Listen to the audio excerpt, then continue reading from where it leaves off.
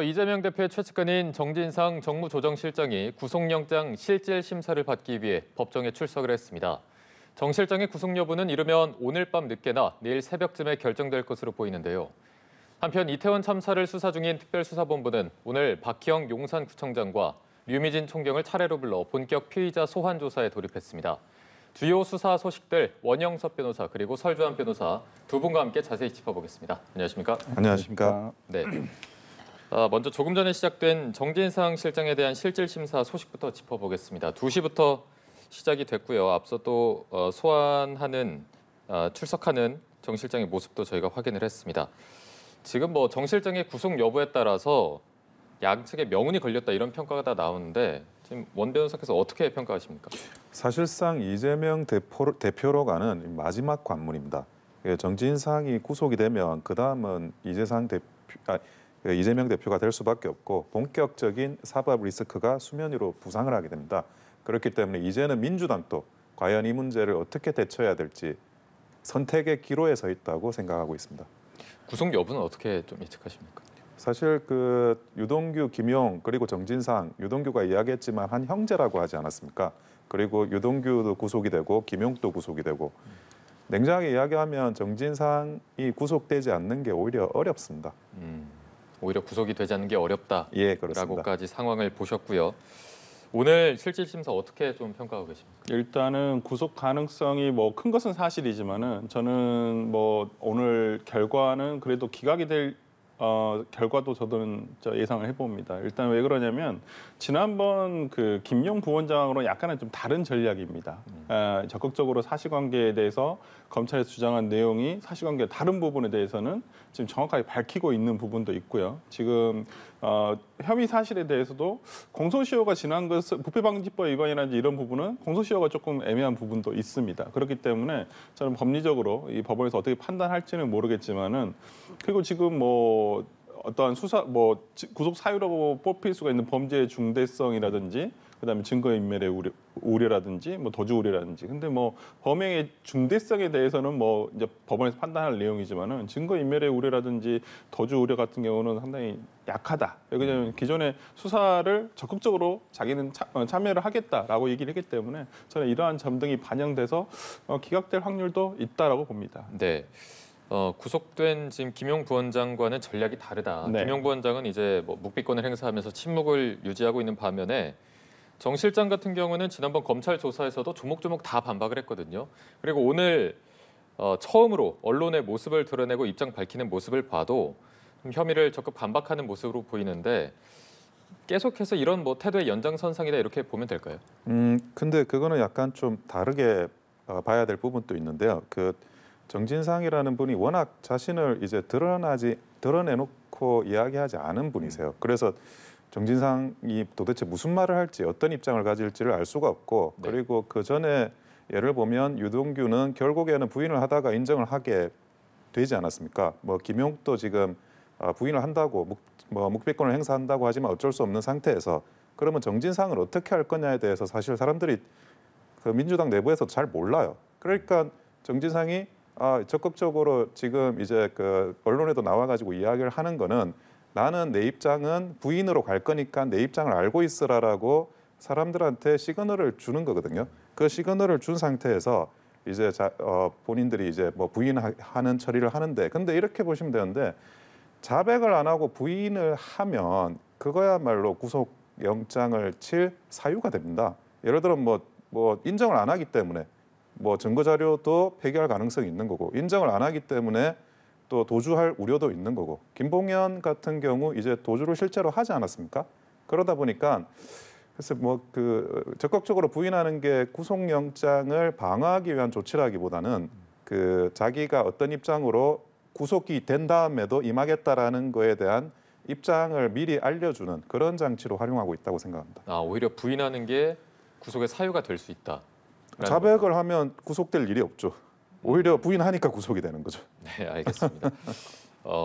오늘 거의 언론에 처음으로 모습을 드러낸 거였기 때문에 네. 많은 이들의 이목이 쏠렸는데 오늘 발언은 좀 어떻게 보셨습니까? 네, 일단 먼저 이제 구속을 아까 원 변호사님 말씀은 너무 제가 볼 때 사법 체계에서 조금 어긋난 부분도 있는 것 같습니다. 왜냐하면 아니 다 자백을 하면 구속을 하지 않겠다. 그러면 모든 지금 뭐 예를 들어서 다 인정을 해야지만 구속영장이 발부되지 않는다는 것은 조금 제가 봤을 때는 너무 극대화된 해석이지 않느냐라는 생각을 하고요. 뭐 오늘 제가 봤을 때는 어떤 그 이 출석에서 얘기한 부분들, 그러니까 지금 어찌 보면 김용 부원장도 마찬가지죠. 진술밖에는 없어요. 뭐 유동규라든지 남욱이라든지 이 사람들이 남욱도 얘기가 똑같아요. 유동규에게 돈을 줬다. 거기까지는 다 입이 맞춰져 있어요. 근데 그 다음부터는 사실은 유동규에서 예를 들어서 뭐 김용 부원장이라든지 그다음 정진상 실장이라든지 돈을 줬다라는 내용은 아직 나오고 있지는 않습니다. 그리고 검찰에서도 언론에 대해서 어떤 정황에 대해서만 얘기를 하지 어떤 특별하게 뭐 물증이 있다, 뭐 박스가 있다라고 제일 처음에 얘기했다가 그러면 어떻게 우리가 상식적으로 돈을 준 사람이 현금만 가져가고 박스를 다시 가져오느냐라고 얘기를 하니까 아니 그 박스와 같은 샘플이 있다. 그걸 확인했다라는 거예요. 그러니까 저는 지금의 내용들이 뭐 이제 재판 단계에서 물론 다 제출을 하겠다라고 하니까 그때 이제 진상 규명이 될 거라고 생각하지만은 지금의 검찰은 어찌 보면 피의 사실을 공공연하게 공표를 하면서 그밖에 어떤 작업을 하냐. 이 사람이 부도덕한 사람이다, 부패한 사람이다 이런 내용들의 정황 증거만을 흘리고 있거든요. 저는 그런 면에서라면 뭐 이런 부분들이 상당히 뭐 아까 오늘 정진상 실장이 출석하면서 얘기한 뭐 3인 성호 이런 얘기, 그러니까 세 사람의 말, 여러 세간의 말로서 이 사람의 어떤 범위를 만들려고 하는 그런 어떤 의도가 있지 않느냐라고 생각합니다. 알겠습니다. 저희가 혐의를 조금 어떤 식으로 다뤄야 될지 여쭤보자면 지금 정 실장 4가지 혐의를 받고 있지 않습니까? 뇌물수수나 증거인멸 교사 이런 혐의 등을 받고 있는데 이런 혐의들에 대해서 어떤 부분이 좀 쟁점이 될지 어떤 식으로 공방이 이루어질지 예측해 볼 수 있을까요? 그 뇌물수수와 관련한 이제 돈을 주고 받았다 이런 거는 사실은 이제 그 돈을 준 사람과 받은 사람 중에 한 명은 그 내용을 인정을 해야 그 다음에 수사 단계로 넘어갑니다. 근데 단순히 이제 그 돈을 줬다라는 사람의 진술을 그냥 그대로 믿는 것도 아니고 그러면 그 진술이 가지고 있는 어떤 신빙성을 다시 한 번 더 검찰은 판단을 하게 됩니다. 왜냐하면 가짜로 그 돈을 줬다라고 이야기한 거를 수사하다가 오히려 그 더 낭패를 보는 허위의 진술에 따라서 검찰이 더 낭패를 보는 상황이 발생하거든요. 그래서 그 진술이 뒷받침하는 그런 정황 사실 그리고 이제 그 핸드폰과 관련한 증빙들 이런 것들을 가지고 보강 증거를 수사를 더 하고 그리고 나서 그 진술에 대한 신빙성을 입증을 하고 그리고 그 다음에 이제 그 상대방하고 그 진술을 가지고 누구 말이 맞냐를 따지게 됩니다. 보통 수사는 그렇게 하게 됩니다. 네. 지금 쟁점은 어떻게 파악하고 계십니까? 저 4가지 혐의 중에서 가장 조금 리스키한 부분, 가장 위험한 부분은 이제 증거인멸 교사 부분. 휴대전화를 버려라라는 부분은 뭐 정진상 실장이 뭐 부인을 하고 있더니 아니면 그 부분에서 그런 의도가 아니었는데 유동규 씨의 지금 진술 내용이 있지 않습니까? 그런데 이제 버려라라는 내용은 녹음은 돼 있지 않을 거예요. 아마 그렇기 때문에 녹음이 될지 안 됐을지는 모르겠습니다만 그런 진술에 있어서 이 부분은 조금 약간 뭐 리스크 아주 그 4가지 혐의 중에서 가장 위험하다라고는 볼 수 있지만은 이걸 가지고 예를 들어서 구속영장을 발부하기에는 좀 미약한 사유거든요. 나머지 3가지 요건에 보면. 근데 저는 뭐 428호에 대한 뇌물 약속 그리고 뭐 예를 들어서 뭐 일회신도시와 관련한 부패방지법 위반 이 부분은 굉장히 저는 이걸 이유로 해서 하기에는 저는 혐의 정도가 굉장히 낮다라고 봐요. 이 700억 이게 428억이 원래는 유동규 씨가 작년에 구속돼서 기소를 받을 때 700억 약정을 했던 그 금액이거든요. 이게 어느 순간 유동규 씨는 쏙 빠지게 돼요. 예, 거기서 돈이 빠지게 되면서 이게 이제 뭐 비용이나 세금을 제한 금액이 428억이 되는데 거기에 대해서 약속을 했다는 거예요. 이제 우리가 소위 말하는 그분, 이 돈의 주인이 누구냐. 이거에 대해서도 이거 나눠지기 때문에 저는 뭐 금액은 굉장히 큽니다만은 그게 어떤 뭐 혐의로 나중에 뭐 기소가 되고 뭐 재판 단계까지 어떻게 될지는 모르겠지만 저는 그 중에서 가장 허황된 것 중에 하나가 또 이 428억에 대한 뭐 사후수뢰죄라는 부분이고요. 1억 4천, 뇌물 1억 4천에 대한 부분은 뭐 온갖 것이 합쳐져 있어요. 보니까. 뭐 술 사준 것도 포함돼 있고 그게 이제 어떠한 대가성이 있느냐 이런 부분들을 이제 검찰에서 입증을 해야 될 것으로 보이는데 일단 뭐 저는 이런 부분에 대해서 오늘 실질 심사를 통해서 상당히 이제 다투지 않을까. 저는 피의자의 어떤 방어권도 충분히 보장이 돼야 한다는 측면에서는 이 부분에 대해서 상당히 다투지 않을까 싶습니다. 네, 지금 뭐 리스키한 부분으로 증거인멸 교사 혐의, 하지만 좀 혐의가 미약하다라고 네, 분석해 주셨는데 법원이 이제 영장을 발부할 때를 보면 뭐 혐의가 소명이 되거나 도주나 증거인멸의 우려가 있어서 구속영장을 발부한다 이렇게 말하는데 혐의 자체가 증거인멸 교사 혐의가 있기 때문에 이 부분이 영장 발부에도 어느 정도 영향이 미치게 됩니까? 사실은 뭐 결정적인 부분입니다. 증거인멸을 하는 행위 그걸 막기 위해서 이제 인신 구속을 하는 구속영장을 발부하게 되는데 그것이 유동규의 진술에 의해서 이미 확인이 됐고 그리고 그 증거를 인멸하는 행위가 광범위하게 일어났을 개연성을 결코 이게 부정할 수가 없는 상태입니다. 그리고 핸드폰이나 이런 것들을 뭐 본인이 스스로 그 정지상이 제출하는 것도 아니지 않습니까? 그럼 뭐 김용은 또 스스로 제출해가지고 이걸 다 포렌식해서 제공한 것도 아니고 그런 상황에서 유동규의 핸드폰을 폐기하라고 버리라고 이렇게 지시를 했다는 거 그걸 유동규가 또 인정을 하고 있기 때문에 지금 이 상태로 만약에 그 정진상이 외부에서 이제 활동하도록 구속되지 않는 상태로 움직인다 그러면 새로운 증거인멸을 또 만들어낼 가능성이 있는 겁니다. 그런 가능성을 막기 위해서라도 법원이 반드시 이제 구속영장을 발부해야 되는 상황이다라는 걸 검찰에서 적극 주장할 것이고 그리고 다시 말씀드리면 최근에 라임의 김봉현 사건처럼 구속영장을 발부하지 않아가지고 지금 이제 그 전자발찌를 끊고 도주를 하지 않았습니까? 네네. 그런 부분도 정진상 구속에 대해서 큰 영향을 미칠 거라고 저는 생각을 하고 있습니다. 알겠습니다. 결국에는 저희가 이제 재판에서 다뤄질 부분이 진술에 대한 신빙성 이 부분일 것 같습니다. 유동규 전 본부장 어제 이런 말도 했습니다. 정 실장이 집으로 불러서 배려해서 그 집 계단에서 돈을 전달했다라는 발언도 했는데 이런 상황이 뭐 오늘 영장 심사에서도 나오게 될 건지 이 부분도 좀 다툼의 여지가 있다고 보십니까? 그러니까요. 그 아까 이제 방금 그 휴대전화 증거인멸 교사와 관련해 가지고도 얘기를 해보면 어저께 마침 또 그 동거하시는 분에 대한 증거인멸 교사 재판이 있었습니다. 네. 거기서 법원에서는 이 유동규의 진술의 신빙성에 의심이 간다는 얘기를 했었어요.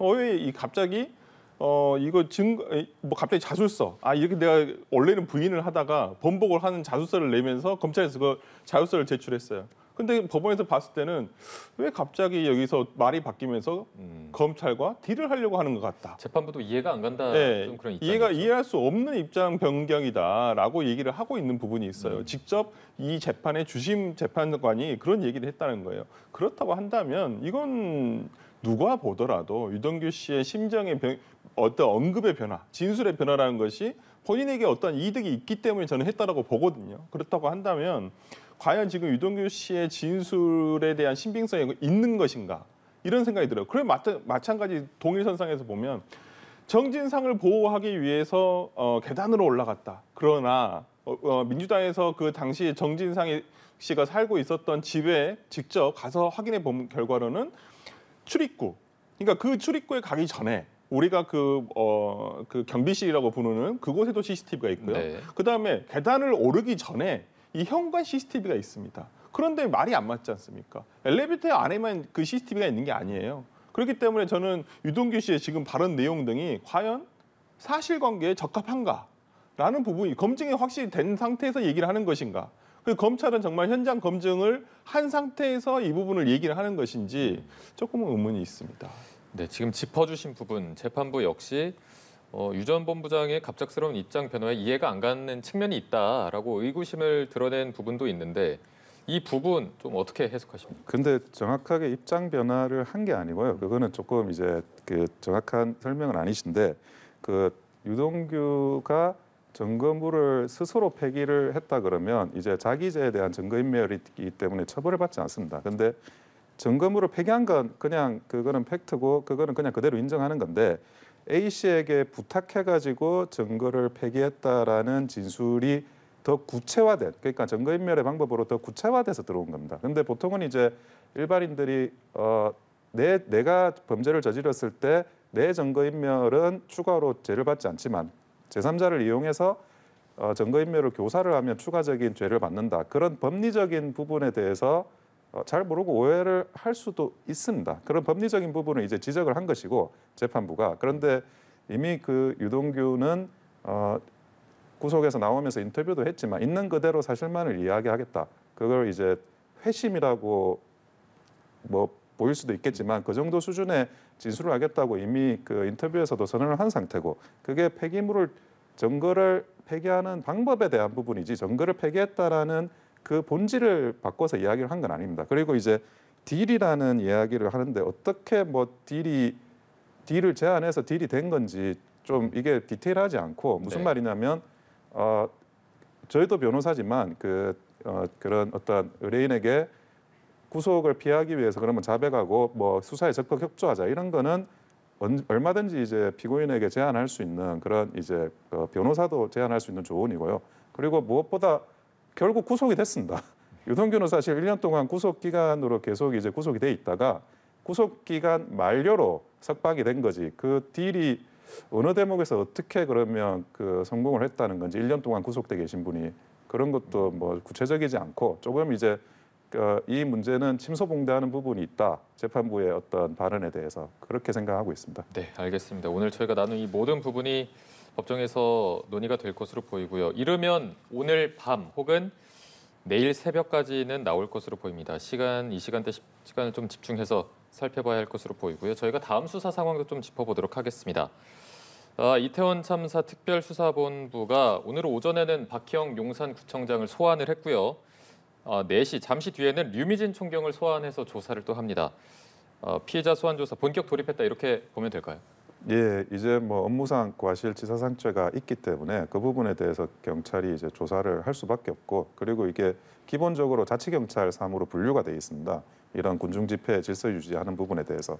그러면 자치경찰이라고 하면 용산경찰서, 그리고 서울경찰청, 그리고 이제 용산구청, 그리고 서울시, 그리고 이제 최종적으로는 중앙정부로서는 행안부 장관까지 그 책임 소재를 물어가지고 지휘계통을 물어서 올라갈 수밖에 없다. 그렇게 생각하고 있습니다. 네, 용산 경찰서장이나 용산 소방서장은 21일에 소환 통보를 했는데 오늘 이렇게 박희영 용산구청장, 류미진 총경부터 소환 조사하게 된 거는 저희가 그 배경을 좀 어떻게 해석해봐야겠습니까? 일단 박희영 용산구청장 같은 경우는 가장 일선에서 어찌 보면 예방 단계에서부터 가장 직접적인 책임자라고 볼 수가 있죠. 예방을 했었어야 되고 그런 부분에서 어떤 과실이 있는지 여부를 살펴봐야 될 것이고요. 어찌 보면 가장 먼저 처벌도 받아야 되고 책임을 져야 하는 인물입니다. 박희영 구청장 같은 경우에는. 그리고 유민희 총경 같은 경우에는 당시 상황시에 없었다라는 부분이 명확하게 드러나는 것이거든요. 그렇다고 한다면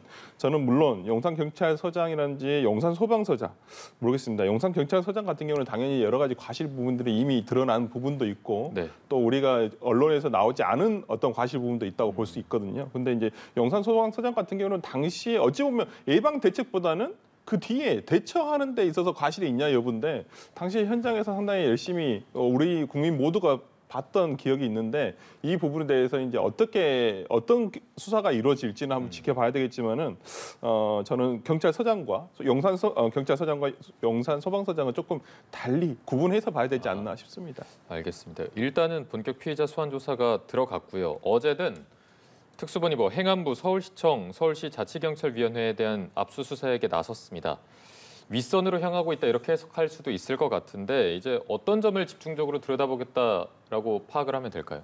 지휘감독 체계인데요. 어떻게 이제 보고되고 어떻게 조치됐느냐 그게 핵심인데, 근데 이거를 또 수사라고 이제 할 수도 있겠지만 원인 규명의 핵심적인 부분이라고 생각을 하고 있습니다. 우리가 뭐 단순히 이 누구를 처벌하는 문제에서 끝나는 건 아니고 이거를 재발 방지를 해야 되는 부분이 우리에게 남겨진 숙제라고 생각이 드는데 네. 우리 국가적으로도 그 부분에 있어서 원인 규명을 하기 위해서는 반드시 이제 어떤 행정부 차원의 보고 체계, 사후적인 대처, 그리고 사전적인 어떤 징후를 어떻게 감지하고 그렇게 해왔던 것들이 많은 관련자들이 있지 않습니까? 네네. 소방서도 있고 경찰서도 있고 지자체도 있는데 국가도 있고 그런 부분들이 어떻게 유기적으로 돌아갔는지 그 부분에 대해서 사실 아직 뭐 제대로 되지 못한 부분이 조금씩 나오고 있지만 이 정도로도 과연 그 빙산의 일각일 수도 있는 거고 그 전체를 알아야만 우리가 책임 규명을 정확하게 할 수 있다. 그리고 이제 정치적인 책임이나 이런 것들은 약간 뭉뚱거려지는 부분이 있는데 저는 정확한 책임을 규명하는 게 예를 들어 구체적으로 어떤 사람이 불필요한 책임을 지게 되면 어떤 사람은 반드시 책임져야 될 사람이 그 책임에서 빠져나가는 문제가 생깁니다. 그래서 다시 한 번 더 책임 규명의 문제가 중요하고 최대한 많은 정보를 공개하고 그리고 최대한 많은 정보를 신속하게 그리고 공개하는 그런 자세가 필요하다고 생각이 듭니다. 네, 맞습니다. 이상민 장관이나 오세훈 서울시장이 수사 대상에 오를 가능성도 있다고 보십니까? 일단 이상민 장관은 고발이 됐기 때문에 네. 피고발이 됐기 때문에 일단 수사를 안 할 수는 없는 상황일 것 같습니다. 일단 본인도 그 부분에 대해서는 참담한 신정을 얘기를 했는데 일단은 가장 그래도 정무적인 책임, 법적인 책임도 물론 있을 수도 있습니다. 이 부분은 이제 수사 규명을 통해서 일어나 봐야 되겠지만 오세훈 시장 같은 경우는 그러니까 특히나 이제 이태원 관광 특구 지역이에요. 사고가 발생한 지역이. 근데 이 관광 특구의 지정권자는 서울시장입니다. 그렇다고 한다면 예방 대책을 세웠어야 될 의무가 있다고 볼 수도 있어요. 그렇다고 한다면 저는 이 부분에 대해서 과실이 있는지 없는지에 대해서 좀 확인을 해봐야 될 것 같고, 그러나 지금의 어떤 특수본의 어떤 이러한 수사가 조금 저는 개인적으로 좀 한계가 있다고 봅니다. 원 변호사님께서 말씀하셨듯이 대책 마련과 그다음에 원인 규명에 있어서는 개개인별로 어떤 과실이 있냐 없냐만을 따질 수밖에 없거든요. 수사라는 것은. 근데 이제 조금 더 포괄적이고 어떤 이러한 부분에 대해서 정치권이라든지 국민들이 어떤 공감대를 형성할 수 있는 부분이 생기려면은 어떤 수사가 가질 수밖에 없는 구조적인 한계, 이걸 뛰어넘는 저는 어찌 보면 국정조사라든지 이런 부분에 대해서 조금 신속하게 국정조사가 이루어져야 되지 않느냐라는 생각을 해봅니다. 지금 뭐 보면 전방위적으로 다 압수수색에 들어가고 강제 수사에 돌입한 모습인데 이상민 행안부 장관의 집무실은 압수수색에 포함되지 않아서 이 부분은 왜 그런 건지 이유를 좀 들어볼까요? 그러니까 이 부분도 문제가 있는 거죠. 그러니까 압수수색을 해야 함에도 불구하고 이건 보고 체계의 문제잖아요. 보고 체계가 미흡하고 보고 체계상에서 누가 잘못을 했는지에 대한 문제가 있거든요. 그리고 재난에 대한 어찌 보면 주무장관으로서 행안부 장관이기 때문에 그 부분에 대해서 당연히 압수수색이 포함됐어야 됨에도 불구하고 행안부가 또 경찰을 관할하고 있지 않습니까? 물론 구체적인 지휘를 하는 것은 아닙니다만은 그렇기 때문에 저는 이 부분의 압수수색의 빼버린 부분은 저는 조금 수사에서 이런 부분을 비판을 받을 수밖에 없다고 보거든요. 미진하다. 결과에 대해서 신빙성을 갖기 위해서는 집무실도 당연히 압수수색에 포함됐어야 된다고. 네, 그렇습니다. 포함이 됐어야 한다고 보십니까? 근데 그 수사라는 게 기본적으로 이제 가장 거리가 가깝고 밀접한 그런 이제 관서나 그런 이제 지자체부터 먼저 가는 거고요. 네. 그런데 거기서부터 증빙이 나오면 그 다음을 압수수색하고 그 다음에서 증빙이 나오면 그 다음을 압수수색하고 그렇게 진행이 되는 겁니다. 이번에 뭐 대장동 수사도 유동규, 김용, 정진상 이렇게 순차적으로 가는 거지. 그거를 뭐 한 번에 망라적으로 투망식으로 압수수색을 진행하고 그렇게 하지는 않고요. 이번에도 당연히 기존의 압수수색된 내용 중에 그 이상민 장관의 문제점이 있다는 내용이 나오면 당연히 압수수색이나 이런 강제 수사가 돌입할 거라고 생각을 하고 있고 그 앞에서 뭐 그런 이게 공식적인 라인으로 보고가 되고 진행되는 사안이기 때문에 뭐 증거가 인멸되거나 뭐 그럴 큰 개연성이 있지는 않다라는 생각을 하고 있습니다. 당연히 이상민 장관도 만약에 기존에 이제 그 수사 결과에 따라 가지고 충분히 강제 수사할 내용이 나온다 그러면 강제 수사해야 됩니다. 순차적으로 조금 진행될 부분이니 지켜봐야 맞습니다. 된다라는 입장까지 저희가 들어봤습니다. 네, 오늘 주요 수사 소식들 원영섭 변호사 그리고 설주한 변호사 두 분과 함께해봤습니다. 고맙습니다. 예.